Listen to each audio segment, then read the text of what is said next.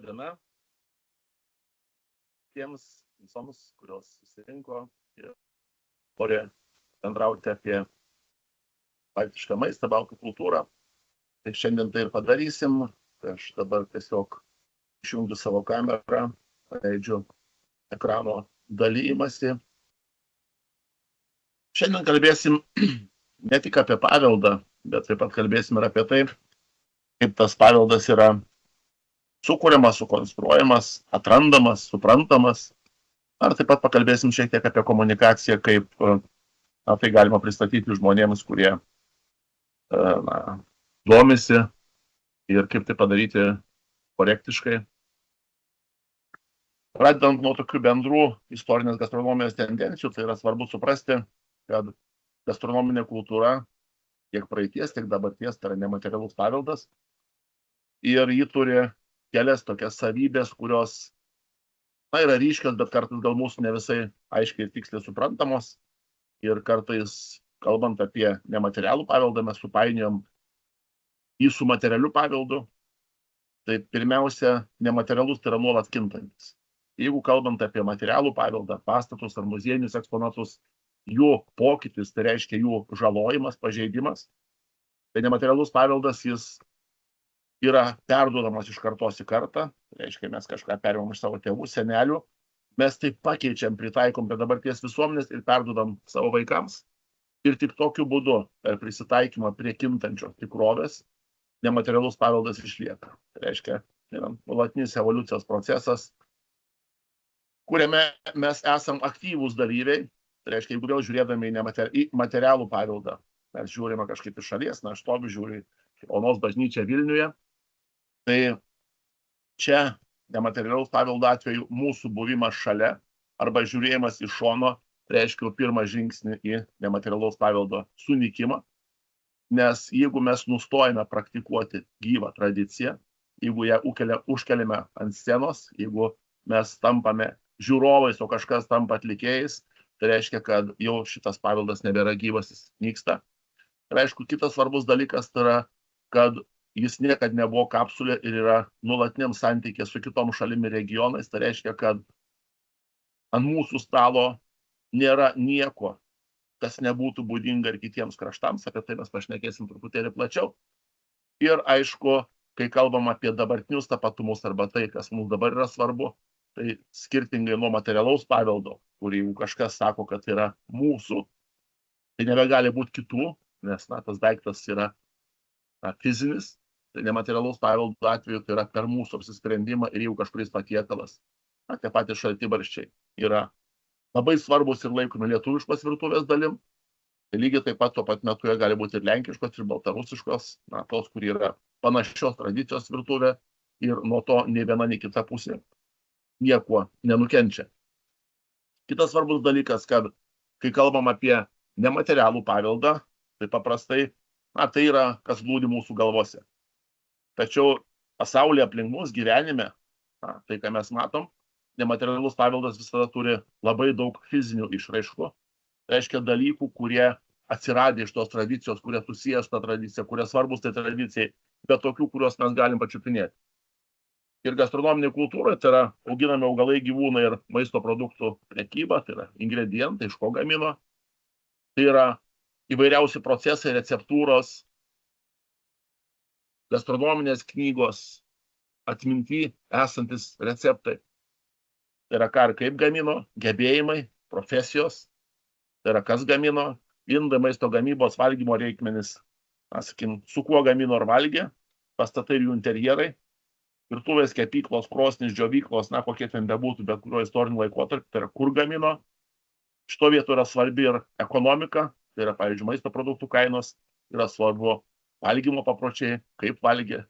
Ir aišku, daugiau tų dalykų gali būti, bet, tai yra tie dalykai, kuriuos apčiuopdami, kuriuos nagrinėdami, kuriuos tyrinėdami mes galime pažinti tą praeitį. Dabar, kas lemia gastronominę kultūrą? Tai gastronominę kultūrą iš esmės lemia tie trys veiksniai, tai geografija, religija ar netikėjimas ir žmogaus socialinis sluoksnis. Reiškia, kai kalbam apie geografiją, mes kalbam apie gamtą ir istoriją. Tai šioje vietoje mes kalbam apie kažkokį tai regioną, kuris priklauso vienai ir kitai klimato zonai, kurioje auga arba yra auginami vienokie ir kitokie augalai ir gyvūnai, kuriems, sakykime, turi sąveiką su kažkokiais tai kitais regionais. Ir kitas dalykas, mes kalbam apie istoriją, nes kaiminės šalis, kaiminiai regionai, žodžiu, kaiminės tautos, kultūros visada stipriau veikia vienas kitą negu labiau nutolę. Tada religija netikėjimas, tai vėlgi istorinėje kultūroje žmonės buvo skirstomi ne pagal tautybės, ne pagal kalbas, bet pagal dažniausiai religinę priklausomybę. Ir tai reiškia, kad jeigu mes kalbam apie, tarkim, pagonišką Lietuvą ir apie Lietuvos krikštą, tai krikštas jis atspindėjo labai stipriai ir gastronominė kultūra, tai iš tikrųjų atnešė labai daug dalykų. Nes, sakykime, krikščioniškoji virtuvė skiriasi nuo tos pagoniškosios, jau nešnekant apie, sakykime, krikščionišką pasninko ar kitus ciklus. Ir jeigu šnekam apie vėlesnius laikus, tai vėlgi labai svarbu suprasti, kad, pavyzdžiui, lietuviškai ir lenkiškai kalbantis katalikai kultūriškai buvo daug panašesni negu lietuviškai kalbantis katalikas ir lietuviškai kalbantis, pavyzdžiui, Mažosios Lietuvos liuteronai. Tai reiškia, religija buvo tas bruožas, kuris labai svarbus apibrėžiant kultūrinius reiškinius. Aišku, socialinis sluoksnis, tai yra nuo pačių neturtingiausių iki pačių turtingiausių žmonių, tai taip pat lėmė skirtumus. Ir kai kalbam apie Lietuvos gastronominės kultūros ištakas, tai mes kalbam apie Lietuvos valstybės ištakas, kalbam apie regioną aplink Vilnių, kuris iš principo galėtų būti apibrėžimas kaip nederlingų dirvožemių, toli nuo jūros esantis miškingas ir ežeringas sėslių žemdirbių ir gyvulių augintojų regionas. Tai reiškia, kad tame regione buvusi gastronominė kultūra, suformavus valstybę, ar tiems vadams, vyresniesiems tapus kunigaikščiais valdovais diduomenė, ji tapo pagrindu ir Lietuvos didžiosios kunigaikštystės gastronominė kultūrai. Ir tada mes, analizuodami to regiono specifiką, mes galim suvokti įvairius reiškinius, pavyzdžiui, kodėl lietuviškoje gastronomijoje nėra jūros maisto. Dėl to, kad regionas toli nuo jūros. Arba kodėl žuvis reiškia gėlavandenė žuvis. Dėl to, kad regionas gausus upėmis ir ežerais. Arba kodėl Lietuvos gastronomijos istorijoje tiek svarbus javai, kurie santykinai neblogai auga nederlingose žemėse. Soros, apie šiandien pakalbėsim, rugiai, jau vėlesniais laikais grikiai. Dėl to, kad regionas yra skurdžių žemių regionas. Arba kodėl lietuviško virtuvėje yra pakankamai daug laukinio maisto. Tiesiog vėlgi tas regionas neišgyvendavo, žmonės ten gyvenime neišgyvendavo vieni žemdirbystės ir gyvulininkystės ir jiems visada reikėjo prisidurti iš gamtos. Ir tokiu būdu formavosi tas ankstyvas vietinis mūsų virtuvės sluoksnis, tas toks pagrindas. Paskui yra įvairiausios įtakos. Tai Europoje ir artimuose rytuose nerasim regiono, iš kurio nebūtumėm perėmę kokių nors gastronominių reiškinių. Ir aišku, aplink mus yra daugybė regionų, kuriems esam perdavę įvairių gastronominių reiškinių. Nes vėlgi, kaip minėjau, gastronominė kultūra tai yra ryšių tinklas, o ne kapsulės, ir idėjos tam tinkle juda abiem kryptimis.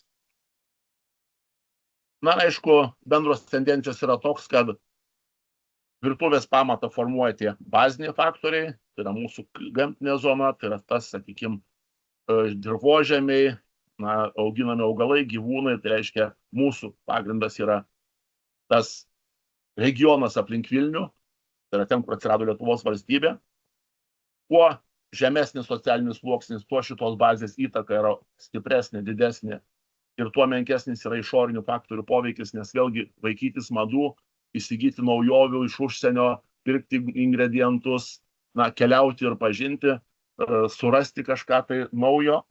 Istoriniais laikais galėjo labai nedidelė grupė žmonių ir, aišku, ta grupė žmonių buvo susijusi su aukštesniais socialiniais sluoksniais. Vėlgi, kuo giliau einame praeitį, tuo išorinių faktorių poveikis bus mažesnis ir tuo to bazinė regionui būdingo maisto poveikis bus didesnis virtuviai.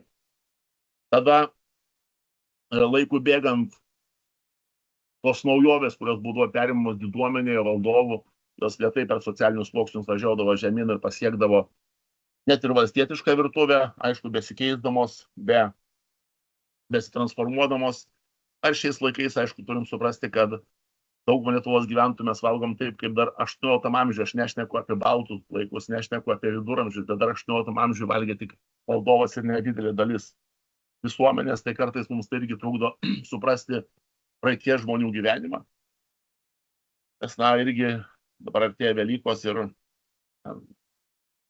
žinom, kad yra daug visokių žaidimų su margučiais, kur margutis kiaušinis buvo realiai prizas.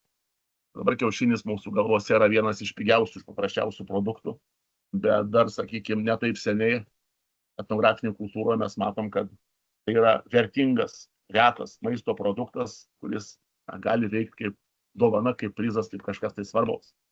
Aišku, visų šitų faktorių atpažinimas, identifikavimas yra sudėtinga mokslinė problema ir prie to dar truputėlį grįšime. Ką suvokiame kaip savo šiais laikais, arba kas yra gastronominis tapatumas, iš tikrųjų yra toks, kaip sluoksniuotas pyragas, kur du svarbiausi dalykai tai yra istorija ir mūsų šių laikų apsisprendimas. Tai reiškia, negalime laikyti savo patiekalo ar kito gastronominės kultūros reiškinio, kuris neatlaikė istorinio išbandymo. Mes nežinom dėl ko, bet per visą laikotarpį, kiek mes žinom apie savo kultūrą, ji visada patirdavo stiprų išorinį poveikį. Kai kurios dalykus mes priimdavom ir jie įsišaknydavo pas mus, kai kuriuos atmesdavom, kai kurie prigydavo trumpam, vienai, dviem kartom, bet vėl išnykdavo. Tai reiškia, vienas iš tų dalykų yra istoriškumo kriterijus ir šio vietoje galim kalbėti apie tai, kad jeigu kultūros reiškinys yra žinomas ir nepertraukiamai gyvuoja 100 ar daugiau metų, tai tikrai potencialiai mes jį galim laikyti savo. Kitas dalykas tai yra mūsų šių laikų apsisprendimai ir mūsų tapatumus. Reiškia, tų potencialiai laikytinų savais dalykų susijusių su gastronominė kultūra gali būti labai daug, bet mes apsisprendžiam dėl vienų ar kitų priežasčių lietuviškais, savais, lygiai taip pat baltiškais ar kažkokiais tai kitais laikyti vienus, bet nelaikyti kitų. Ir tai vėlgi yra, mes turim suvokti tokią skirtį, kad vienoje pusėje yra istorija, kuri turi didžiulę įtaką, kito vietoje yra mūsų šių dabarties laikų apsisprendimai, kurie turi nemažesnę įtaką. Tai reiškia, tai, ką mes turime savo gastronominiam tapatume, tai iš esmės yra sąveika tarp istorijos ir mūsų šių laikų apsisprendimų. Ir kiekvieną iš jų, jeigu mes norim suprasti, mes turime nagrinėti ir bandyti suprasti atskirai. Ir aišku, šitoje vietoje mes susidurėm su klausimu, o iš kurgi žinome ir kaipgi žinom, kas ten toj praeityje vyko.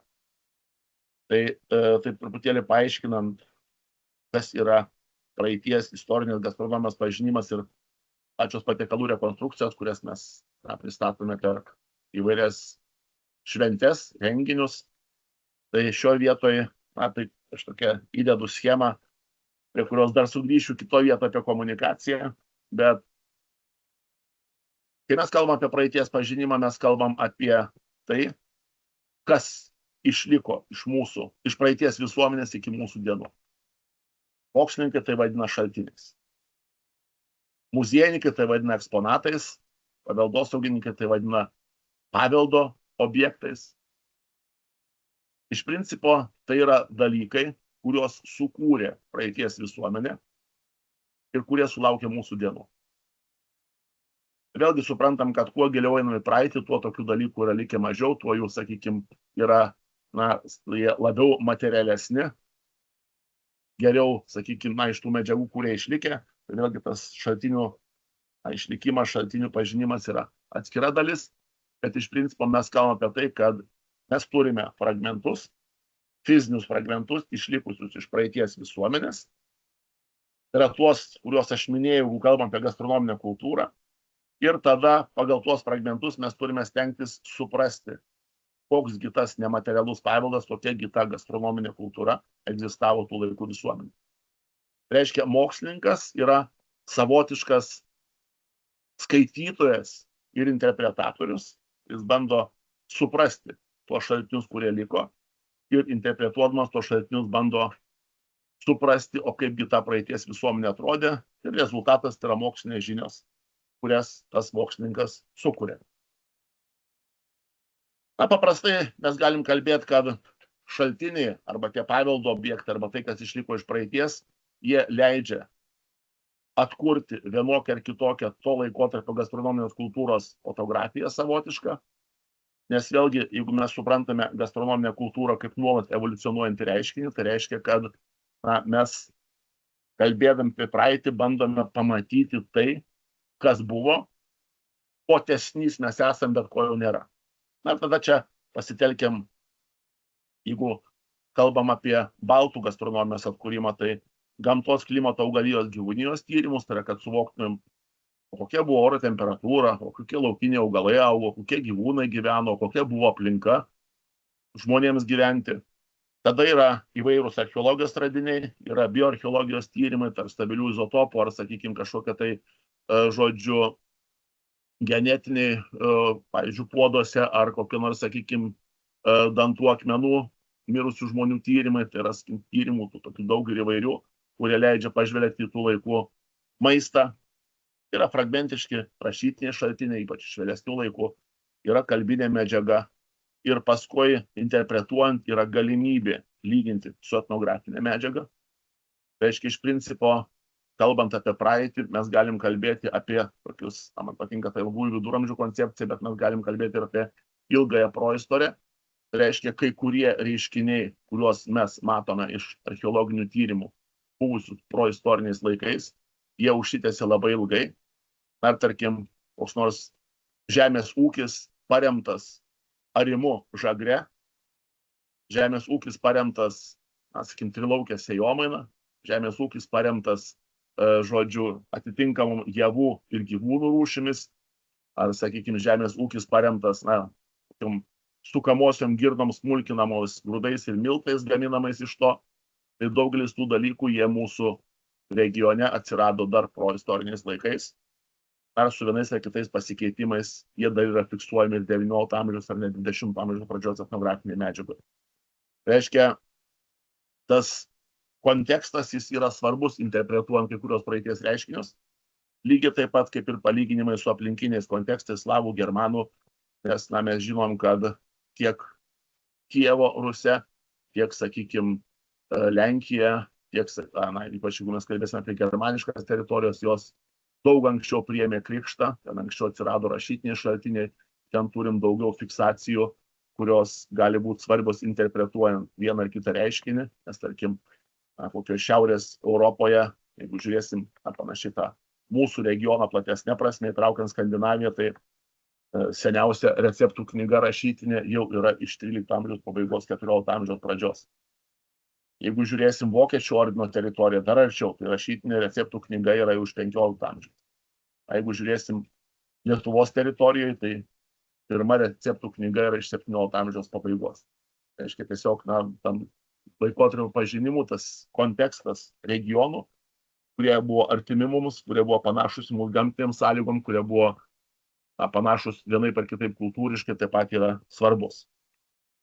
Na, aišku, tai primena tokį savotišką puzlio dėliojimą, kur mes turim šaltinio informaciją, faktą, bet labai dažnai ta šaltinio informacija arba tas faktas yra toks kaip, tam paveiksliuke matote, pavieniai nublukę bespalviai puzliai ir iš jų mes turime sudėlioti kažkokį tai bendrą vaizdą ir pabandyti suvokti, kaipgi atrodė ta praeities gastronominė kultūra, kokius valgius valgė, kur gamino, kaip gamino, žodžiu, kokius ingredientus naudojo ir viską. Tai be abejo, kalbant apie, tarkim, baltų maistą, interpretacijos reikšmė, mokslinės interpretacijos reikšmė yra milžiniška. Ir čia mes galvojame apie to laikotarpio kultūrinį, ekonominį kontekstą, kiekvieno laikotarpio. Mes galvojam apie tai, kokie ingredientai galėjo būti tuo laikotarpiu, ką turėjo, iš ko galėjo gaminti, iš ko negalėjo gaminti, kurie buvo, kurie nebuvo. Mes galim kalbėti, kokios buvo įranga, technologijos būdingos tam laikotarpiui. Tai tiek apie ingredientus, tiek apie įrangą mes žinome iš archeologinių tyrimų, o kontekstas tai yra jau mokslininko žinojimas apie vieną ar kitą laikotarpį. Na, rezultate mes turime rekonstrukciją, kuri galima pristatyti paskaitoje, ar galima gaminti per vieną ar kitą renginį, ar galima gaminti namie, ar kažkokioje tai kavinėje.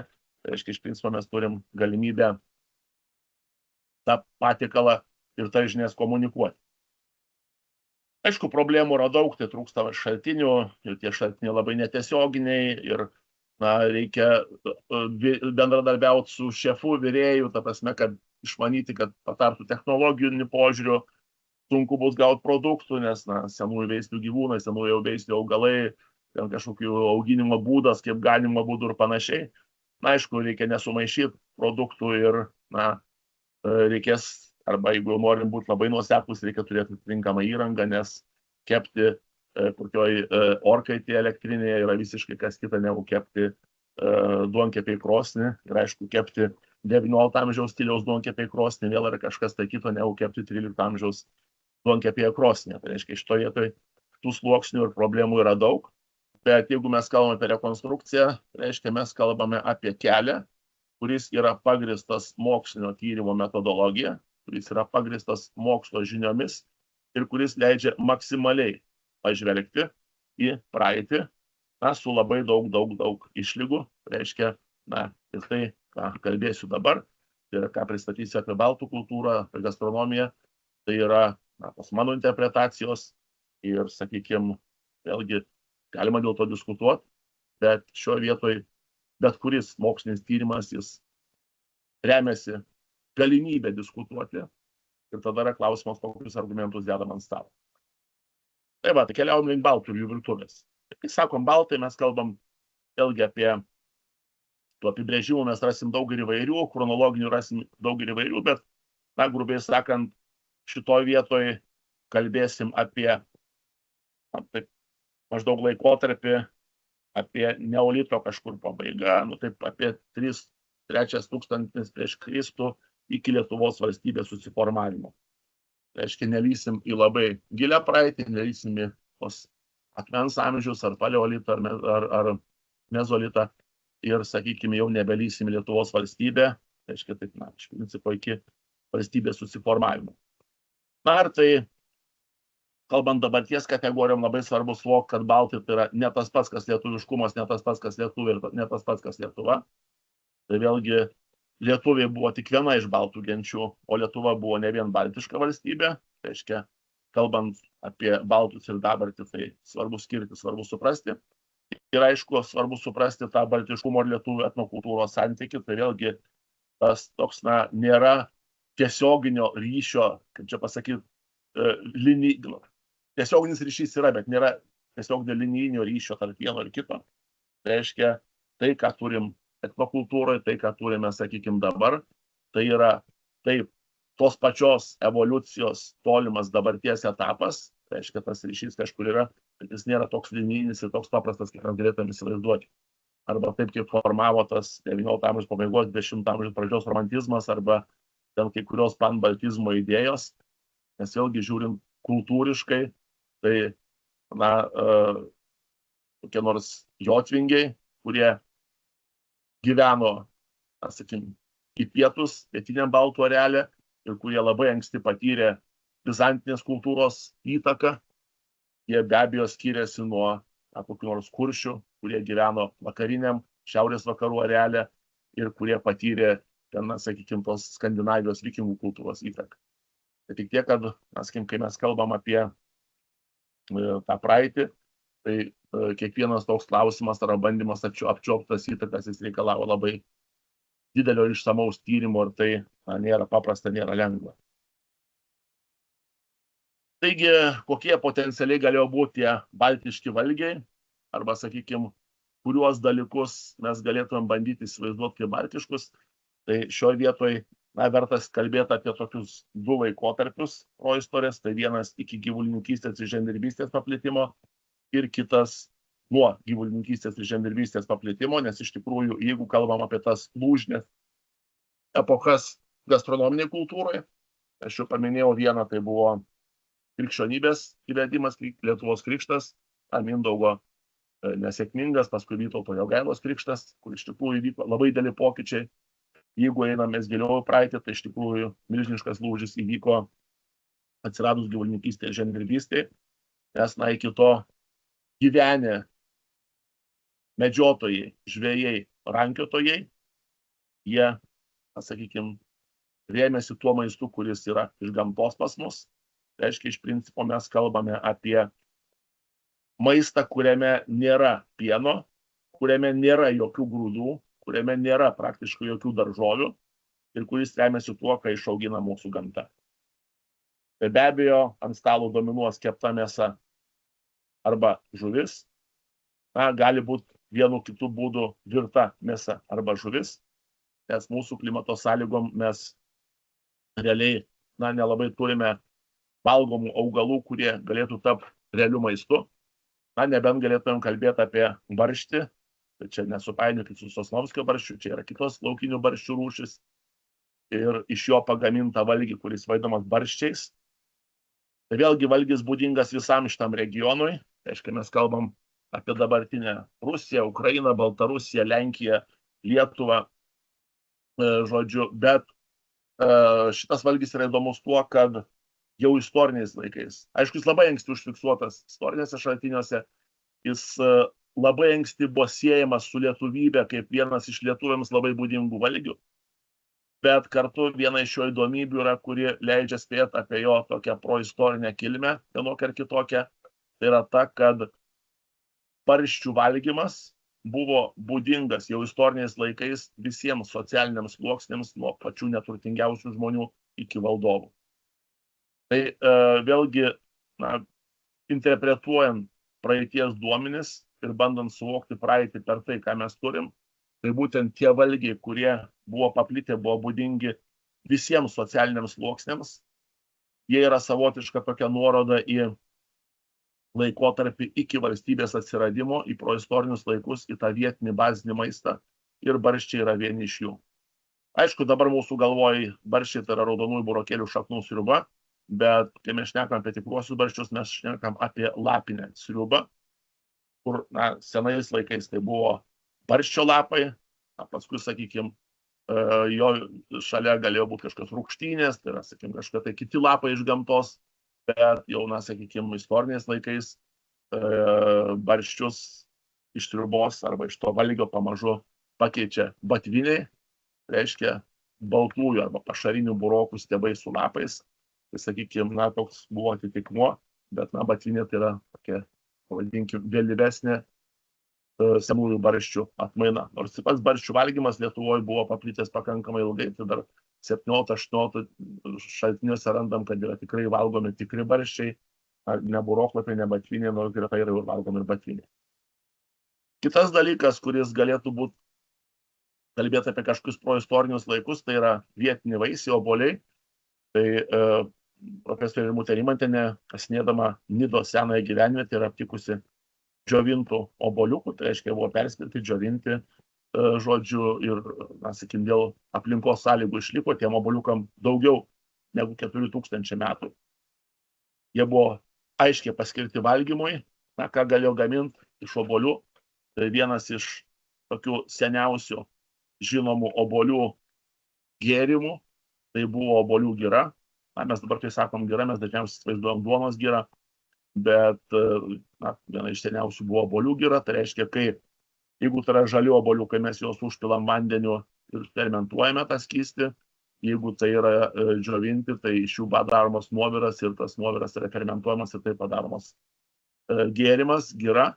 Aišku, įdomu tai, kad ta obuolių gira buvo vienas iš seniausių receptų, patiekalų, valgių, gėrimų, tiksliau, pakliuvusių rašytinius šaltinius su lietuviškumo etikete. Tai 16 amžiaus pabaigoje toks Umestovskis rašo, kad, žodžiu, aprašo giros darimo būdą Lietuvoje arba pas rusėnus, ir ten būtent aprašo tą obuolių girą. Na, aišku, kitos vietinės gamtos gerybės, riešutai, vėžiai, ten miškinės kriaušės, dygiosios slyvos, agaro vaisiai, medus, grybai. Tai realiai vėlgi mes suprantame, kad kalbant apie žmonės, kurie dar nežino žemdirbystės ir gyvulininkystės, tai praktiškai tik grybai iš gamtos yra tas dalykas, kuris gali būti realiu maistu. Tuo tarpu riešutai ar agaras ar medus, tai yra tai, ką mes šiais laikais pavadintumėm desertų, užkandžių arba garnyrų, bet ne pagrindinių valgių.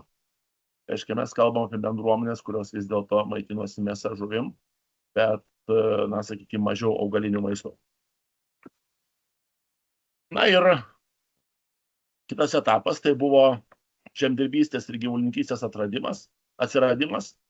Tai reiškia, mes kalbame apie žemdirbius ir gyvulių augintojus, kurie atkeliauja į dabartinę Lietuvos teritoriją su savo bandomis, gyvuliais, augalais ir visais kitais žemdirbiškais dalykais ir apsigyvena čia. Ir panašu, kad neolito pabaigoje, ankstyvo bronzos amžiaus bendruomenės gyveno atskirai, reiškia, vietiniai senieji žmonės gyventojai gyvena atskirai, jie valgo daug gėlavandenio žuvies, mėsos, pajūry ruoniai ir šiek tiek augalų. Atvykę indoeuropiečiai valgo naminių gyvulių mėsą, pieno produktus, aišku, daugiausia ožkų, avių ir ankstyvieji grūdai. Tai ankstyviausi grūdai buvo soros, miežiai, kviečiai, yra tie, kurie atkeliavo pas mus maždaug prieš kokius 3000 metų. Ir jeigu ieškotumėm seniausio žemdirbiško valgio, tai vienas iš jų galėtų būti blynai. Aišku, ne tokie gražūs kaip čia, aišku, ne, sakykime, lietiniai ar ne kažkokie, bet iš principo tai yra, jeigu mes turime grūdų, jeigu mes turim trinamąsias girnas, mes tos grūdus galime susmulkinti ir sulipdę juos su vandeniu padaryti tešlą ir netgi nereikia mums jokio indo, tai reiškia ant laužo žarijų mes galim tą tešlą užmetę vienaip ar kitaip iškepti. Tai yra kažkas tokio panašaus tarp blyno, paplotėlio, plokščiosios duonos ir tai vienas iš pagrindinių žemdirbiškų valgių. Pats didžiausias pokytis, kuris įvyksta su žemdirbystės ir gyvulininkystės atsiradimu, kad jeigu iki žemdirbystės gyvulininkystės dominavo ant stalo mėsa ir žuvis, vėlgi tai priklauso nuo regiono, nuo laikotarpio ir panašių dalykų, tai žemdirbiškoje virtuvėje pagrindinis maistas yra grūdai. Reiškia, šio vietoje mes kalbam apie įvairiausius būdus valgyti grūdus, ar tai bus košė, ar blynai, ar duona, ar kažkoks tai kitas būdas, kaip juos valgyti, bet praktiškai žemdirbiškoje visuomenėje tai yra dominuojantis dalykas. Ir kuo žemesnis socialinis sluoksnis, kuo mažiau turtingas žmogus, tuo jo maiste bus daugiau grūdų. Sakykim, kylant socialinis sluoksnis aukštyn, tada atsiranda jau pieno daugiau, atsiranda daugiau mėsos, nes ta susiformuoja tokia žemdirbiška maisto produktų hierarchija, kur ant aukščiausių laiptelių yra mėsa, mėsos gaminiai, po to pienas, pieno gaminiai, grūdai, gamtos gėrybės. Aišku, šioje vietoje yra seniausios duonos, tai duoną iškepti reikėjo dviejų dalykų – grūdų ir duonkepės krosnis. Tai jeigu ieškotumėm pačių seniausių duonų, tai bus jos kvietinės arba mėžinės ir jos bus ko gero kaip paplotėliai, tai tos plokščiosios duonos. Dabar, jeigu mes žiūrėsim jau valstybės atsiradimo pradžioje, sakykime, kaip 13 amžių, tai iš 13 amžiaus Kernavės yra žinomas duonkepės krosnis ir, sakykime, iš to valstybės priešaušrio, 90, 12 amžiaus piliakalnių mes turime seniausius ruginės duonos radinius. Tai reiškia, vėlgi mes kalbam apie tai, kad tas javų pasirinkimas, kuris buvo, jis buvo nuolat stabilus. Ankstyviausius soros, miežiai, kviečiai, jau pirmaisiais amžiais po Kristaus atsiranda šiek tiek pavieniai grūdai yra fiksuojami rugių, kažkur galbūt apie 8, 9, 10 amžių. Tie rūgiai tampa vienu iš pagrindinių javų šalia sorų, nustumdami kviečius. Tiesiog augimo sąlygos lėmė, kad regione aplink Vilnių buvo geriau auginti soras ir rūgius negu kviečius, nes kviečiai užaugdavo prasčiau. Ir aišku, kviečiai tampa jie jau tokia prabangos prekė, o rūgiai šalia sorų vienu iš bazinių javų. Dar ta duona labai panaši mūsų duona, tai reiškia rūginiai miltai, raugas. Žodžiu, aišku, jeigu prasti metai, tai arba neturtingi žmonės, tai rūginiai miltai bus dirsiniai, tai su piktžolėmis, su dirsių sėklom, turtingesnė bus geriau, bet tai yra toks laikas. Aišku, iš to laiko ateina pats seniausias baltas lietuviškas rauginto pieno sūris, nes varškės sūris tai yra seniausia nuo bronzos amžiaus žinoma sūrio gamybos technologija. Aišku, proistoriniais laikais jis dar nebuvo nei trikampio formos, kaip mes įpratę, trikampiniai sūriai minimi nuo 18 amžiaus. Jis nebuvo turbūt dar ir su kmynais, tai buvo tiesiog paprastas varškės sūris. Bet tai yra tas produktas, kuris mums atpažįstamas. Lenkijoje netoli Varšuvos yra fiksuotas sūrio gamybos atvejis, maždaug jam yra 7,5 tūkstančio metų. Lietuvoje bus vėliau, Lietuvoje galbūt mes galim kalbėti apie laikotarpį 4,5 tūkstančio, 5 tūkstančio metų ir, sakykime, galim kalbėti apie tokius specifinius puodus, kurie buvo skirti sūrio darimui, tai yra tie kiauraraštį, tokia keramika, kur puodė buvo pridaryta daug skilučių, tą puodą įklodavo kažkokį audeklą, pildavo varškę ir, sakykime, varškį nuvarvėjus, susigulėjus, būdavo tie ankstyvieji tokie varškės sūriai. Na ir aišku, mūsų dar svarbu yra tai, kad mūsų regione buvo pakankamai gerai toleruojama laktozė. Reiškia, istoriškai pieną buvo galima tiesiog išgerti ir mes neturėjom tokio, kaip čia pasakyti, genetinio spaudimo perdirbti pieną į kažką. Tai dėl to, sakykime, ta sūrio gamyba, ko gero, išliko tokia pakankamai konservatyvi iki šių laikų ir mes nesukūrėm kažkokios labai sudėtingos, sofistikuotos sūrių kultūros, kaip tai, pavyzdžiui, nutiko pietinė Europos daly Viduržemio jūros regione, kur, sakykime, jie turėjo tą genetinį spaudimą. Kokie dar galėtų būti tie senieji tokie pieno valgiai, galbūt sviestas, galbūt kastinis, galbūt, sakykime, sūdytos ir rūkytos mėsos, nes vėlgi sūdyti, rūkyti mėsos gaminiai lietuviškais pavadinimais jie labai anksti pakliūna rašytinius šaltinius. Tai reiškia vėlgi šalia kriterijaus, kad valgio paplitimas per visus socialinius sluoksnius, tai kitas kriterijus valgio patekimas labai seniai rašytinius šaltinius. Jis leidžia kalbėti apie, sakykime, jo buvimą ir ankstesniais laikais, tai pavyzdžiui, lašiniai užrašyti Jogailos dokumentuose, kumpiai, žodžiu, 16 amžiaus pradžioj, skilandžiai 16 amžiaus pradžioj. Kitas, aišku, dalykas, čia yra kalbiniai dalykai, tai yra, kad tie žodžiai, jie pakankamai anksti fiksuoti kalbose, kurios buvo aplink Lietuvą. Tai aišku, pavyzdžiui, slavų kalbose, čia jau kalbininkų yra tyrimai, ir tai irgi, bent jau kalbininkų tyrimų požiūrių rodo, kad buvo perimta pakankamai anksti, o mes žinom, kad valgiai gaminiai patiekalai yra perimami paprastai su savo pavadinimais. Na, labai daug sorų valgių tikrai turėjo būti, tai tarkim paprasčiausia sarienė, sorienė, tai tokia kaip sorų košė, verdama vandenį arba pienė. Tai galėjo būti sorų vėdarai, iškimšti vienu ar kitų žarnų, gyvulių žarnos iškimstos soromis. Tai galėjo būti barščiai su soromis, tai reiškia ne vien tie lapai, kurie verdami, bet į barščius galėjo būti dedama sorų ar miežių smulkintų kruopų. Tai galėjo būti kisielius, dar vienas javas, kuris beveik išnykęs nuo mūsų stalų. Ne išnykęs, bet transformavęsis dribsnių pavidalu.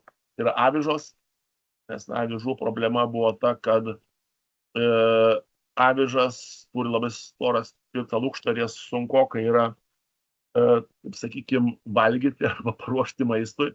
Tai kisielius buvo vienas iš būdų, kai avižos yra skrudinamos, žodžiu, smulkiai sumalamos, žodžiu, ir tada pilamas vanduo ir nusunkiama, pilamas vanduo nusunkiama, pilamas nusunkiama ir, žodžiu, tokiu būdu išplaunamas tas krakmolas, ta miltingoji dalis iš lukštų, atskiriama nuo lukštų ir paskui parauginama ir verdama ir gaudavosi toks, tirštas šaukštų valgomas valgis kisielius, kuris vėlgi labai anksti yra fiksuotas rašytiniuose šaltiniuose, tai yra Jogailos dokumentuose.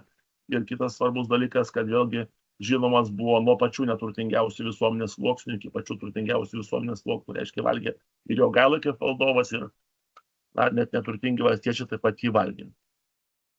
Galbūt zacirka, kaip sakykime, tas sutrintų tokio miltinio gumuliukų virimas. Galbūt šiupinys, nes žirniai ir pupos jie atsiranda pakankamai anksti Lietuvos teritorijoje ir aišku, vėlgi šiupinys labai anksti yra minimas kaip lietuviams būdingas valgis, jis gaminamas iš žirnių, mėžinių kruopų, lašinių, kažkokių grybų. Na, sakykim, paskui tie receptai keičiasi ir ten jau pas Didžiulienę jau yra toks pakankamai prabangus receptas 19 amžiaus pabaigoje, bet iš principo tai tas patiekalas eina per visus laikus, labai archaiškas, mažai besikeičiantis, žinomas, sakykim, tiek mažojo Lietuvoje, tiek didžiojo Lietuvoje ir vėlgi siejamas vienaip ar kitaip su lietuviškumu per kalbinius dalykus. Galbūt Grucė. Dar vienas valgis, kuris labai seniai yra minimas rašytiniuose šaltiniuose, kuris gaminamas buvo iš nugrūstų avižų arba miežių grūdų, nes miežiai irgi turi pakankamai tvirtą lukštą, juos reikėjo, sakykime, nuvalyti. Dabar mes tuos nugrūstus miežius vadiname perliniam kruopom. Ir vėlgi tas platus kontekstas, kuriame buvo valgomi nugrūsti miežiai, kurie buvo naudojami maistui, tai rodo, kad tas valgis gali būti žinomas ir paplitęs nuo pakankamai senų laikų. Yra įdomu tai, kad toks Johanas Arnoldas von Brandtas mini, kad gručiai tai yra monažolė ir tai dar viena tokia įdomi linija sąsajų tarp kultūrinio maisto ir gamtinio maisto. Tai jeigu ieškotumėm Lietuvoje laukinio grūdinio augalo, kurio grūdai buvo renkami ir naudojami maistui istoriniais laikais, tai būtų monažolė. Apie monažolių rinkimą ir naudojimą maistui istoriniais laikais mes neturim duomenų, bet, sakykime, vėlgi hipotetiškai tai buvo įmanoma. Aguonų kanapių stakanis, stakonis. Tai vėlgi kanapiniai valgiai, kanapės, aguonos žinomos nuo pakankamai senų laikų Lietuvoje, vartojamos maistui. Ir yra receptas iš Liudviko Didžiulienės žmonos iš 19 amžiaus. Ir ten dedasi svogūnų, aišku, baltų laikais, baltiškais laikais iki valstybės atsiradimo svogūnų Lietuvoje nebuvo, kaip ir kitų daržovių neturėjom. Tai šioje vietoje mes kalbam apie sugrūstas kanapių arba aguonų sėklas. Kažkuo tai truputėlį trinamas, kad pasileistų aliejus ir tas valgys yra valgomas. Arba tiesiog, arba, žodžiu, daromi gumuliukai ir pakepinami pečiui. Bet, kaip jį rašo, dažniausiai valgomas nekeptas su duona. Čiulkinys talakna. Tai vėl tokių yra įdomių užuominų iš 17 amžiaus, yra tokių užuominų iš 19, kur sakoma apie čiulkinį arba talakną, apie tokius keistus dalykus, kurie yra kaip kelionės maistas, valgomi kaip košė arba kukuliai. Ir čia vėlgi turim tokie archaiškus receptus, kur avižos arba miežiai, žodžiu, šutinami, grūdami ten. Tai vėlgi, taip, jeigu bandytumėm įsivaizduoti, ką baltų arba senovės lietuvių karys galėjo įsidėti į karo žygį, tai ko gero tas čiulkinys arba talakna būtų vienas iš tų dalykų, kuris galėjo būti. Nes tokia turbūt lengviausiai greitai paruošiama košė, kurią galima greit pasidaryti ir valgyti. Aišku, tokie archaiški grūdų patiekalai kaip raugienė, kaip garstyčnikas, tai reiškia, kalbam apie garstyčių sėklas, mes kalbam apie rūgių grūdus, kurie daiginami, rauginami, ten, žodžiu, malami ir sudaromas toks labai įdomus senovinis valgis.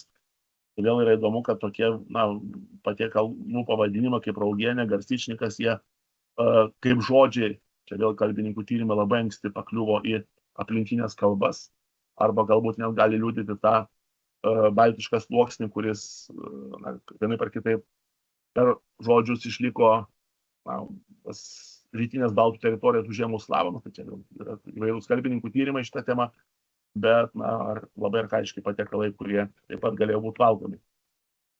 Aišku, ragaišis pyragas, tai yra, kuo skiriasi ragaišis nuo pyrago, tai čia yra jau pirmiausia skiriasi nuo duonos tuo, kad ragaišis ir pyragas yra kvietinių miltų kepinys.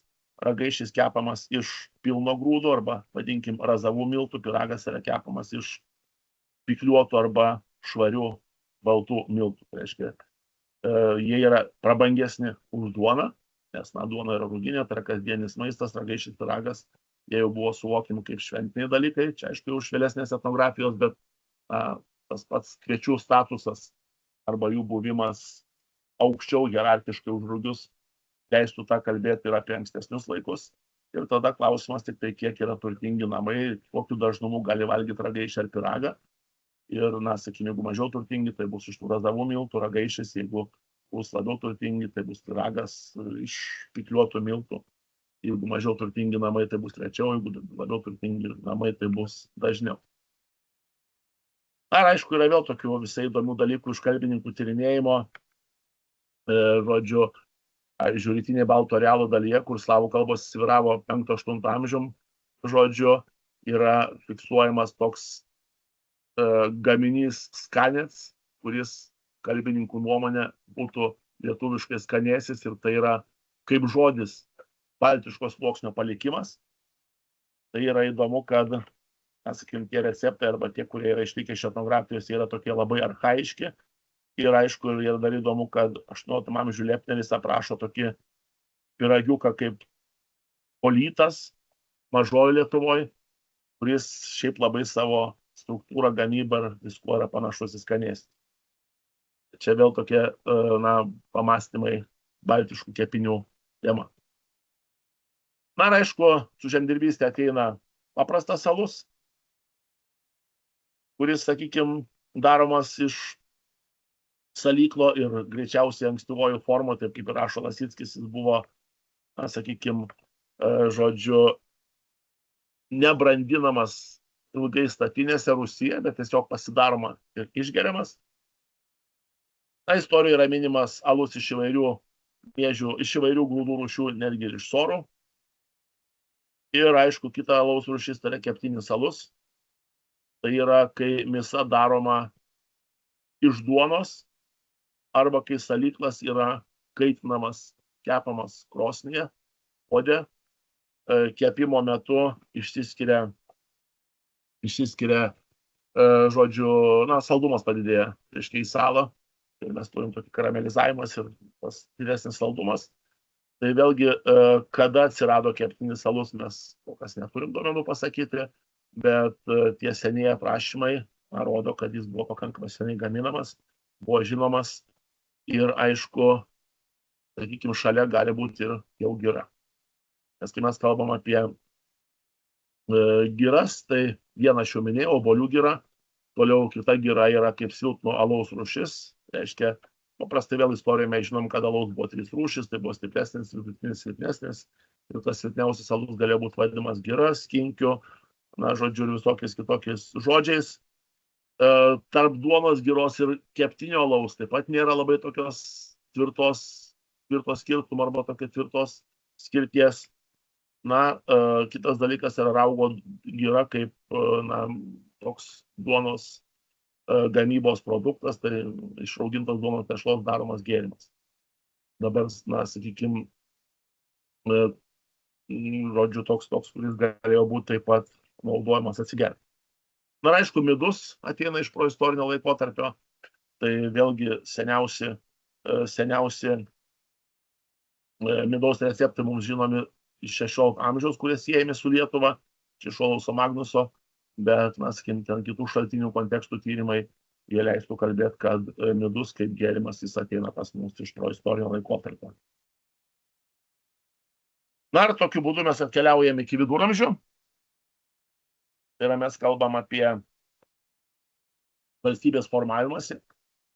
Ir šio vietoje mes kalbam apie tą lūžį, kurį jau nekartą minėjau, tai yra kalbam apie, žodžiu, krikščionybės atėjimą.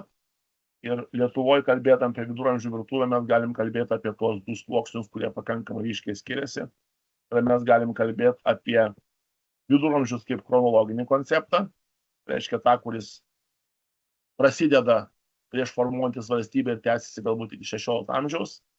Ir tada mes turime dominuojantį baltiškų valgių sluoksnį, kurie būdingi visiems socialiniams sluoksniam, kaip minėjau, sorų valgymas, barščių valgymas, ruginės duonos valgymas, alaus gerimas, žodžiu, įvairios giros ir jų darimas, tas pats baltas varškės sūris, ta pačios rūkytos mėsos kaip mėsos atsarga.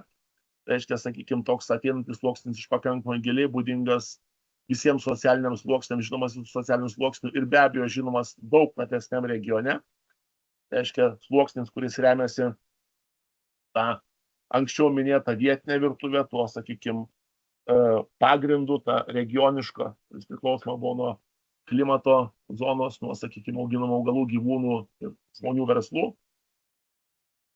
Na, aišku, ten, sakykime, tie žymenys, tai ten įvairūs, kurios irgi vadinkim, žodžiu,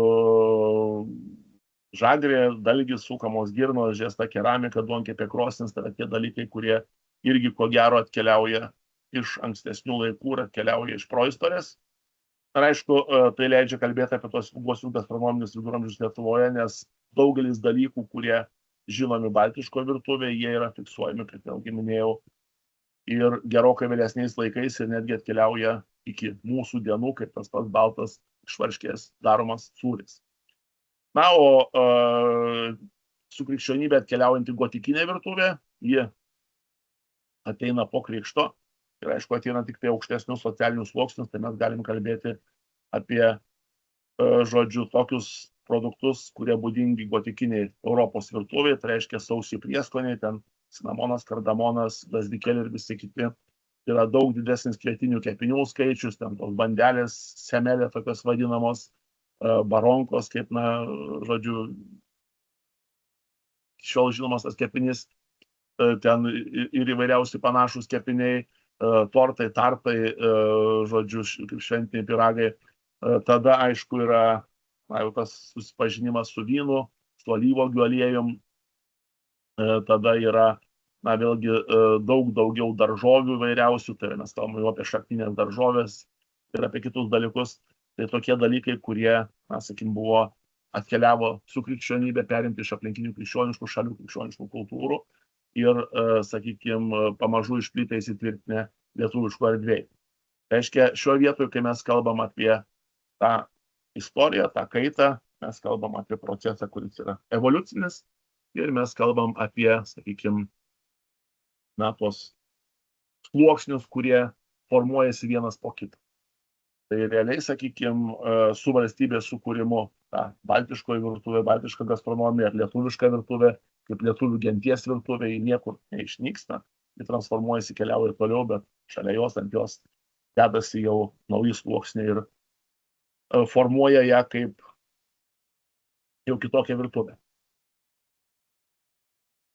Dabar, kaip tai veikia mūsų laikais, arba kaip mes tai galim panaudoti arba galim įdėti į šiuolaikinę komunikaciją, pritaikyti turizmui, atgaivinti arba pastebėti tą tradicijos tąsą.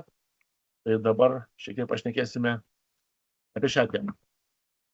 Ir pirmiausia, reikia pakalbėti apie tai, kas yra paveldo komunikacija, nes kai mes kalbame apie paveldo veikimą šiais laikais, tai vienas dalykas tai yra ta gyvoji tradicija, kuri atkeliauja iš kartos į kartą ir kuri tebėra gyva šiais laikais.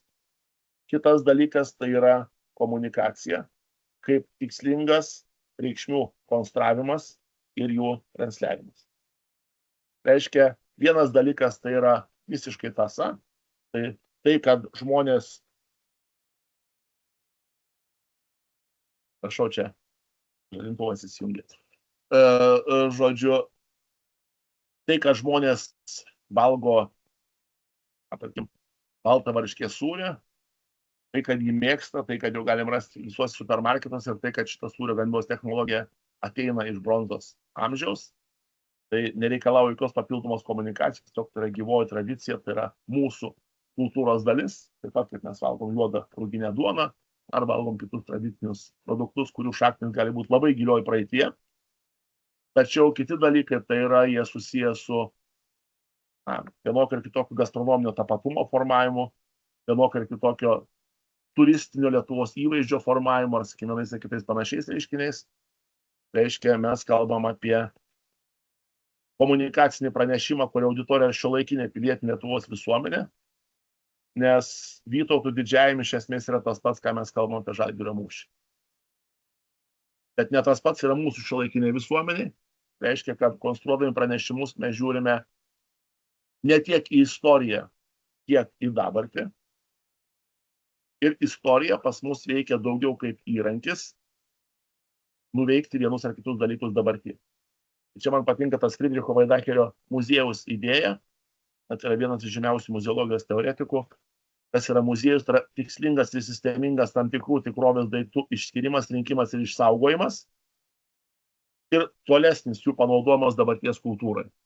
Tai reiškia, per komunikaciją paveldas, tradicija tampa dalimi dabarties kultūros.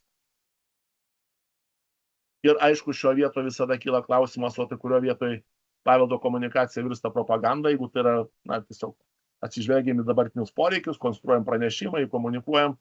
Tai šio vietoje mano atsakymas yra tas, kad tai yra mokslinės tiesos klausimas.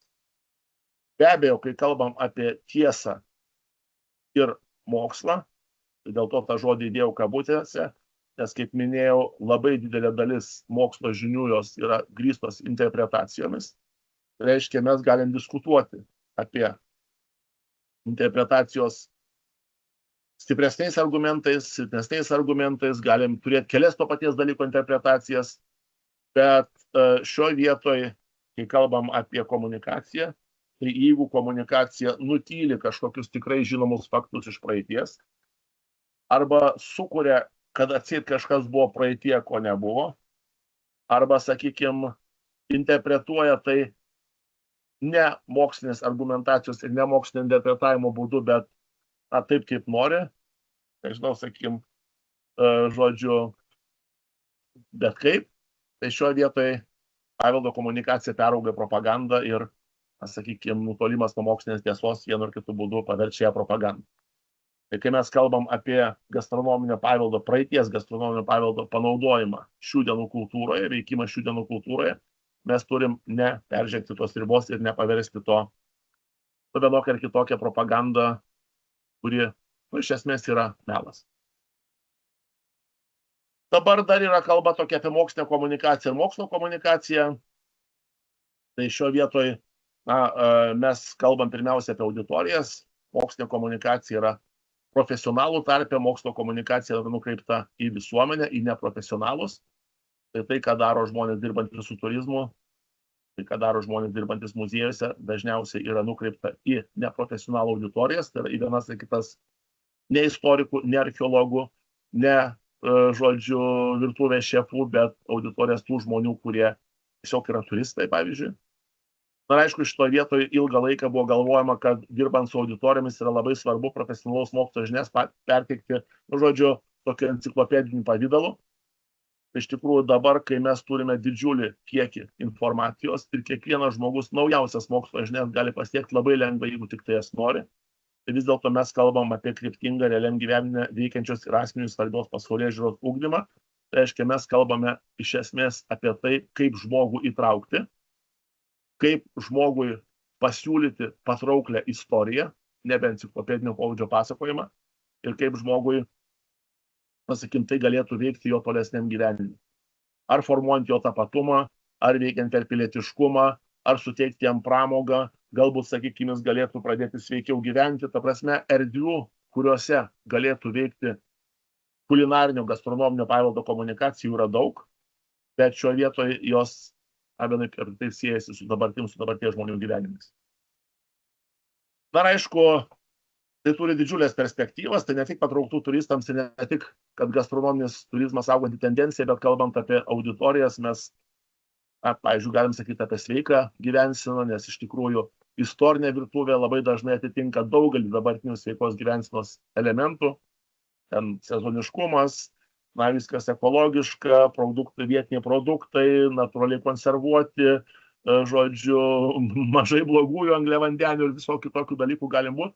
Tai reiškia, šioje vietoje, kai mes kalbam apie perspektyvą, taip ji yra didžiulė, bet ta didžiulė perspektyva kartais turi tokias dvi dalis. Ir šitoje vietoje mes, kaip dirbantys su komunikacija, su paveldo komunikacija, turim būti stipriai atsargus ta prasme, kad didžiulis neprofesionalų auditorijos poreikis kažkam, jis formuoja mūsų norą eiti lengvesniais keliais ir nebesigilinti giliai į problemą, tiesiog, padarykim bet ką, vis tiek sueis. Ir tada atsiranda ten, žodžiu, visokie meniu, kur ten Vytautas valgo bulves, ar ten ko ten tik tai nenutinka, žodžiu, kurių jie visiškai neįmanomi. Tai reiškia, šioje vietoje, tas didelis turistų noras mėgautis vienokiu ar kitokiu gastronominiu paveldu, jis neturi tapti priežastimi arba pagrindu nebesidomėti istoriją ir kurti komunikacinius produktus, ar tai būtų restorano meniu, ar tai kažkokia edukacija, ar kažkuris tai kitas dalykas, pavadinkim, iš lempos ir visiškai nesiremiant moksliniais dalykais arba ignoruojant mokslinius dalykus. Kaip ta komunikacija veikia, kaip yra konstruojama, tai grįšiu prie tos buvusios mano schemos, kurie užbaigiau tuo, kad mokslininkas sukuria mokslinės žinias. Ir tada ateina komunikacijos profesionalas, kuris gali būti mokytojas mokykloje, muziejininkas, žurnalistas, kaimo turizmo sodybos edukatorius, ar kažkoks muziejaus edukatorius, ar sodybos savininkas, ar restorano savininkas, ar šefas. Tai yra tas žmogus, kuris išmano kažkurią tai sritį ir kuris nori savo erdvėje konstruoti su paveldu susijusius pranešimus. Tas žmogus paima paveldo objektus, kurie yra palikti iš praeities visuomenės, jis paima mokslinės žinias ir sukonstruoja paveldo komunikacinį pranešimą, ar edukaciją, ar filmą, ar televizijos laidą, ar radio laidą, ar pamoką, ar knygą, ar kažkokį tai kitą dalyką, kuris yra skirtas dabarties visuomeniai. Konstruojant tą produktą arba tą pranešimą, paveldo objektai ir mokslinės žinios veikia kaip ženklai, reiškia, veikia kaip raidės ir kaip žodžiai tekste. Asmeninė interpretacija veikia kaip kodai, reiškia, veikia kaip savotiška gramatika, kurią remdamėsi mes konstruojam tekstus.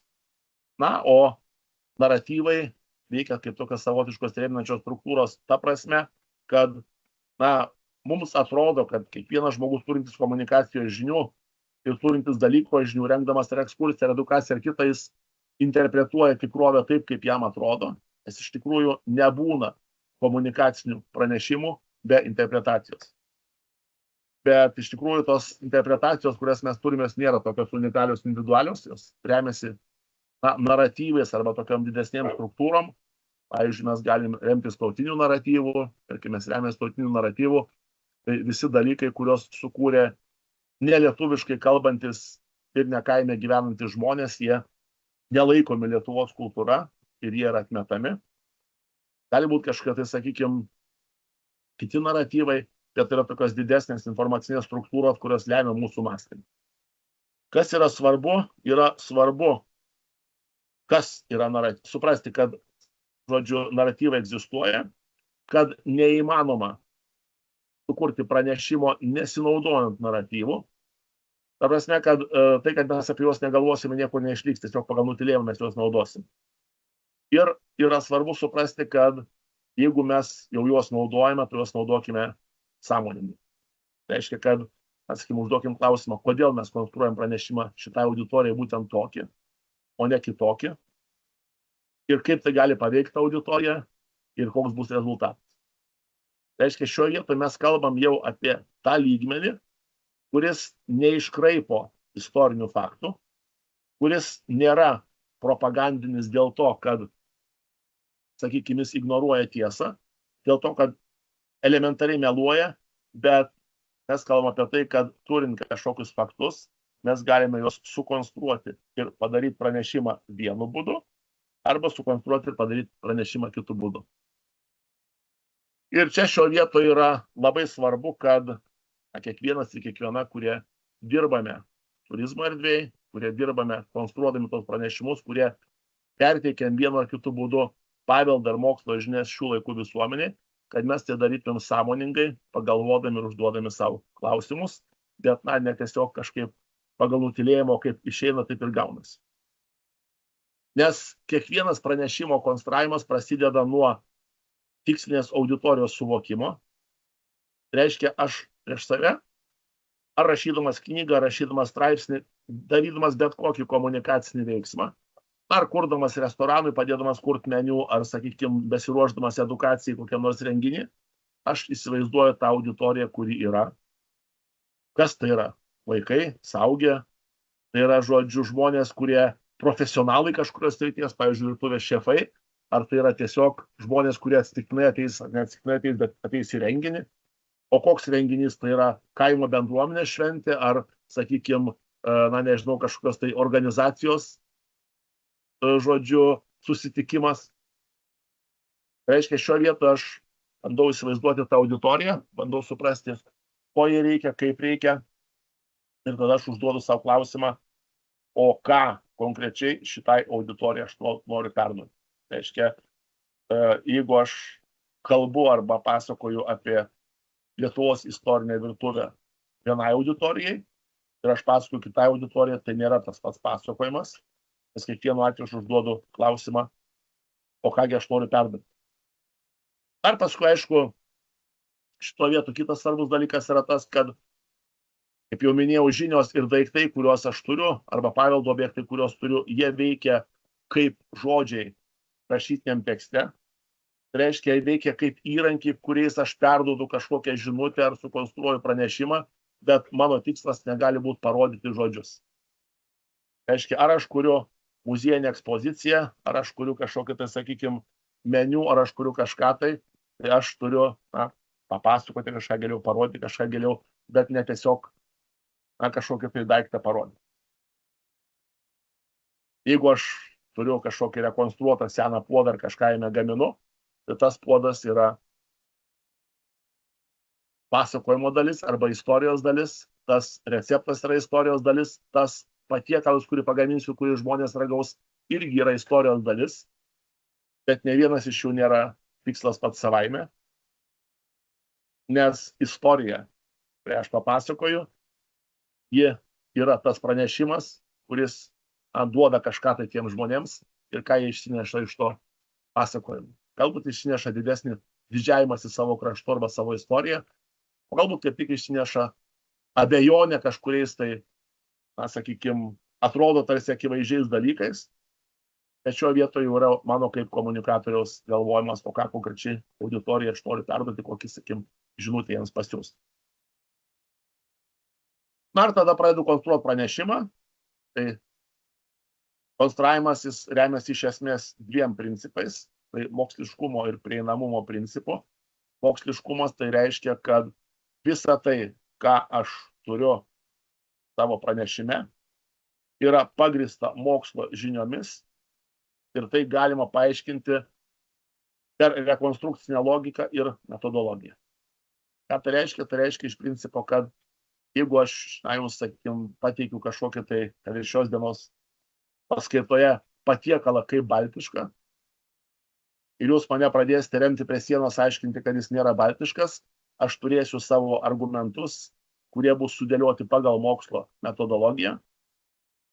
Jie bus pagrįsti moksliniais faktais ir tie argumentai parodys, kokiu būdu aš atėjau iki tos spėjimo, iki tos hipotezės, kad tas patiekalas, pavyzdžiui, yra baltiškas. Arba gali būti priskirtas baltas. Arba gali būti priskirtas laikotarpiui, nežinau, iki valstybės susikūrimo. Kaip minėjau, jūs galite turėti savo argumentus, savo logiką, bet šitoje vietoje, sakykime, mes galime diskutuoti tik tada, jeigu ir jūsų logika bus grįsta mokslu ir mokslinio argumentavimu. Nes neretai būna, kai žmonės sako, nežinau, ten, pavyzdžiui, diskutuojame apie kokį, žodžiu, gerai, vėlesni laikai, Šakotis, Bankuchenas, ar ne, ir kalbam apie, žodžiu, tai, kad jis atkeliavęs yra iš Vokietijos. Na, žmogus sako, žodžiu, kodėl jūs taip sakote? Na, dėl to, kad pavadinimas yra vokiškos kilmės, Bankuchen, ta prasme, kad ankstyviausias paminėjimas yra vokiškoje erdvėje, seniausias receptas užfiksuotas, dėl to, kad Lietuvoje arba Lenkijoje arba abiejų tautų respublikų užfiksuotas receptas yra vėlyvesnis ir panašiai ir taip toliau. Na, žmogus sako, žodžiu, bet tai kodėlgi ne? Žodžiu, kodėl negalime galvoti, kad, nežinau, receptas buvo užfiksuotas arba receptas egzistavo Lenkijoje arba Lietuvoje anksčiau negu Vokietijoje. Aišku, galvot galime viską, bet šitoje vietoje argumentas, o kodėlgi negalėjo būti, nėra mokslinis argumentas, nes jis nėra pagrįstas faktu. Kai mes turėsim faktą, kad seniausias receptas yra užfiksuotas ne Vokietijoje, bet užfiksuotas kitam regione, pavyzdžiui, to pačiu Lenkijoje ir Lietuvoje, mes galėsim permastyti savo rekonstrukcijas, permastyti savo pasakojimus ir pagrįsti jas naujausią mokslo žiniom. Tai reiškia, moksliškumas iš principo tai yra grindimas mokslo žiniom, mokslo metodologija ir mokslinė argumentacija. Kitas dalykas - prieinamumas. Prieinamumas tai yra tada, kai mes atsižvelgiam į auditorijos galimybę suprasti tai, ką aš noriu papasakoti. Tai reiškia, šioje vietoje, jeigu aš turiu pradinukų vaikų auditoriją, aš tą pačią istoriją pasakosiu kitaip, negu saugusiu, virtuvės šefo auditorijai. Tie žmonės, kuriems yra pasakoma ta istorija, jie turi sugebėti priimti, suprasti tą pranešimą ir tas pranešimas jiems turi būti naudingas. Nemeluoti lankytojui ir turistui ir nepasakoti išgalvotų, priskiestų ir visokių kitokių istorijų, kurių dėja, bet, sakykime, net ir gastronominio paveldo aplinkoje pasitaiko pakankamai daug. Tai čia vėl, sakykime, šio vietoje mes turime labai būti atsargus ir labai atsakingi. Tai yra neskleisti dalykų, kurie neegzistavo, neegzistuoja ir kurie nėra moksliškai pagristi. Ir aišku, kai konstruojam pranešimus, konstruoti juos taip, kad žmonės juos, kuriems yra skirti, galėtų suprasti. Na ir kai kalbame apie restoranų kultūrą, ar turizmo industriją, ar kavinės, ar kažkokios tai kitus dalykus, tai šio vietoj vėlgi, kas yra labai svarbu, tai yra svarbu suprasti ir apsispręsti, o kaip mes komunikuosim, nes nuo to vėlgi priklauso įvairūs dalykai susijęs su argumentacija, sprendimais, pasiūlymais turistams ir galimybėm. Ir čia mes galim kalbėti apie tokius 5 galbūt lygmenis mažiausiai. Tai pirmasis yra natūrali gyva šeimos gastronominės tradicijos tąsa. Tai reiškia, kai žmonės, pavyzdžiui, savo kaimo turizmo sodyboje pristato valgius, kuriuos gamino jų tėvai, gamino seneliai, ten kažkelinta karta juos gamina, ar tiesiog tai yra natūraliai gaminamas valgis ir per tą savo daugybės kartų perimamumo jis jau yra tapęs paveldu, jis keliauja labai senus laikus. Galbūt kai kuriuos iš tų valgių mes galime ir priskirti baltams, pavadinti baltiškais valgiais ir galime juos komunikuoti kaip baltiškus valgius, bet sakau, šito vietoj vėlgi žiūrim tą moksliškumo principą. Nes iš tikrųjų, tikrai gali būti, kad labai nemaža dalis tų, ne tai, kad labai nemaža, bet dalis tų valgių, kuriuos mes turim dabar ir gaminame etnografinėje kultūroje, jie yra vienaip ar kitaip savo šaknimis keliauja pro istorinius laikus. Tada yra grynoji rekonstrukcija, bet ji tinka daugiau festivaliams, tai reiškia, kai panaudodamas visas turimas mokslo žinias ir galimybės dabar gauti produktus, įrankius, įrangą, viską, ką aš turiu, aš bandau maksimaliai atkurti ir suprasti praeities patiekalo receptą.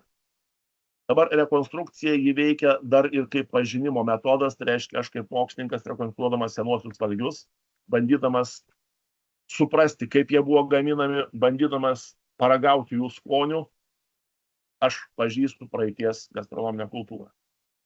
Nes pažįstant gastronominę kultūrą praeitie, tai skonis, jo galimybė jį paragauti yra vienas iš svarbių elementų. Toliau mes turime tokius dalykus kaip adaptacija. Reiškia, aš rekonstruoju kažkurį tai valgį, bet aš suprantu, kad jis gali būti parodytas per festivalį, bet žmonės, kurie atvažiuoja į restoraną, kavinę, kaimo turizmo sodybą, jo nenorės valgyti, nes mūsų skonė nuo tų laikų yra pasikeitę. Ir aš tiesiog tą valgį pritaikau šių laikų žmonių skoniams ir jį pateikiu savo restorane ar kavinėje ar kažkur tai kitur, kuriuos yra siūloma paragauti, ar toje pačioje edukacijoje pristatau kažkur muziejuje ar kaimo turizmo sodybo ar kažkur kitur. Kitas lygmuo tarp tradicijos ir kūrybos laisvės yra dar kūrybiškesnis, yra improvizacija. Tai reiškia, aš tą dalyką tokį vadinu savotišku gastronominiu džiazu, kai žmogus, kaip žinau, kaip džiaze įma motyvą kažkokį tai ir to motyvo pagrindu improvizuoja. Tai reiškia, ten žmogus įma motyvą iš istorinės, pavyzdžiui, virtuvės, iš praeities ir improvizuoja šiuolaikinio restorano formatu. Tai reiškia taip, kad jis tiktų, būtų atitinkantis ir suprantamas dabartinė restoranų kultūroje. Aišku, galiausiai yra visiškai laisva kūryba. Tai, sakykim, ta visiškai laisva kūryba, tai reiškia, kad žmogus gyvuoja kažkokią lietuviškų gastronominėje tradicijoje, jis ją supranta, ją suvokia, bet jis tiesiog kūrė visiškai naujus valgius, naujus dalykus, kurių dar nieks nebuvo sukūręs, kurie nebuvo žinomi, nėra matyti ir leidžia juos į gyvenimą. Ir, kaip minėjau, mes ne visai žinom dėl ko, bet vieni iš jų prigyja, kiti būna atmetami kultūroje ir galbūt kažkurie dalykai prigis ir jie išliks kaip arba taps tos jau tradicijos dalimi. Tai visi keliai yra teisingi ir visi yra galimi. prasme, kad kai mes dirbame turizmo laukia, kai mes dirbame su žmonėmis, ar edukacijos, ar kažkur kitur, tai visi šitie keliai yra galimi ir teisingi, bet labai svarbu suprasti ir apsispręsti ir žmonėms paaiškinti, o kurioj savo kūrybos stadijoje jūs esate. Tai reiškia, jeigu jūs improvizuojate kažkokiu tai motyvų kontekste, arba jeigu jūs tą patiekalą esate adaptavę ir jį pateikėt, tai niekada nepristatykite kaip rekonstrukcijos arba kaip natūralios šeimos tradicijos tąsos, nes tiesiog tai yra senovinis receptas pritaikytas dabartiniam valgytojui arba, sakykime, improvizuota jo tema. Reikia papasakoti žmonėms, kad žiūrėkit, originalus receptas štai yra toks, bet mes jį pritaikėm dabartiniams valgytojams, todėl kad, sakykime, kaip pritaikėm. Tai reiškia, kiekvienas dalykas jis turi savo pagrindą, jis turi savo idėją, jis turi savo, sakykim, svarbiausius dalykus. Mes komunikuoti galime visai ir visur. Vėlgi primenu, neperžengdami tos mokslo tiesos principą, tai reiškia, neperžengdami propagandą, neperžengdami, sakykime, kažkokį tai vėlavimą, bet labai svarbu tinkamoje vietoje, tinkamam kontekste ir tinkamai konstruojant pranešimus. Jeigu aš sakau, kad, nežinau, mano edukacijoje yra karališka virtuvė, o toj karališkoje virtuvėje reikia bulvinių blynų užpilu spirgais ir paduodu, arba aš sakau, sakykim, kad mano meniu restorano yra Vytauto laikų valgiai, o ten garnyrų duodami pomidorai ir bulvės, arba kokios bolivinės balandos sėklos ar kažkas panašaus, tai tiesiog, nevadinkim Vytauto patiekalais, arba nevadinkim karališkais tų patiekalų. 19 amžiaus karčiamai bulviniai blynai su spirgais puikiausiai tinka, ir pasakykim, kad tai yra ant 19 amžiaus karčiamos patiekalas. Bet jeigu 19 amžiaus, tada kepkim bulvinius blynus ne iš virtų bulvių, bet iš tarkių, nes tuo metu, bulviniai blynai buvo kepami iš tarkių. Tai yra iš virtų bulvių. Atsiprašau, kepkim iš virtų bulvių, ne iš tarkių. Nes tuo metu bulviniai blynai buvo kepami iš virtų bulvių, o ne iš tarkių. Jeigu norim kepti iš tarkių, taip pat galim kepti iš tarkių ir sakykim, kad tai yra tarpukario Lietuvos kažkokia tai karčiama ar kažkas tai tokio. Ta prasme, kad gastronomijos istorija ar baltiškoji, ar vėlesnių laikų, ar kažkuri kita yra be galo turtinga daugybė dalykų, kuriuos mes galim komunikuoti šių laikų visuomenė ir visuomenė to reikia, jie nori, supranta ir jiems tai yra įdomu ir gerai. Bet labai svarbu, kad komunikuodami tuos dalykus šių laikų visuomeniai, mes tiesiog padėtumėm juos į tinkamą vietą ir tinkamą formatą. Tai reiškia, nepasakotumėm to, ko istoriškai negalėjo būti, taip kaip Vytautas didysis negalėjo skraidyti lėktuvu arba važinėti automobiliu, lygiai taip pat jis negalėjo ir valgyti bulvių. Tai reiškia, jos atsiranda pas mus gerokai vėliau po Vytauto. Nėra atskira istorija, bet mes šitą galim daryti. Tai šioje vietoje viskas galima, bet tinkamo vietoje, tinkamu laiku ir tinkamai formatu, tinkamai pavadinta. Tai domėkitės, žiūrėkit gastronomijos istoriją, džiaukitės ją ir bandykit suprasti, panaudoti savo veiklai. Ir aišku, jeigu turėsite klausimų, tai aš pasistengsiu dalį jų atsakyti turbūt po šitos paskaitos, nes ko gero prisijungsiu ir pakalbėsime dar su jumis. Kitas dalykas, tai yra įvairios knygos mano žmonos Andželikos, kitų autorių, tai reiškia, ieškokite, skaitykite, tyrimus žiūrėkite, kas yra parašyta mokslininkų, naudojant tas visas mokslo metodologijas ir kitus dalykus.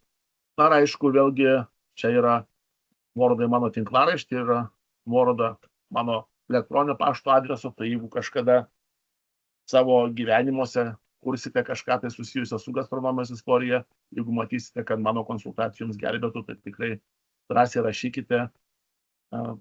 Visada stengiuosi pakonsultuoti žmonės, kurie dirba su gastronomijos istorija, kurie nori ją pritaikyti šių laikų žmonių gyvenime, kurie nori, sakykime, užsiimti gastronominiu turizmu, istorinį gastronomijos restoraną, kurti ar panašius dalykus. Tai kad jeigu nepaklausite po šios paskaitos, tai mano kontaktai yra čia, galima rasti internete, prašykit, kreipkitės ir tikrai patarsiu ir padėsiu.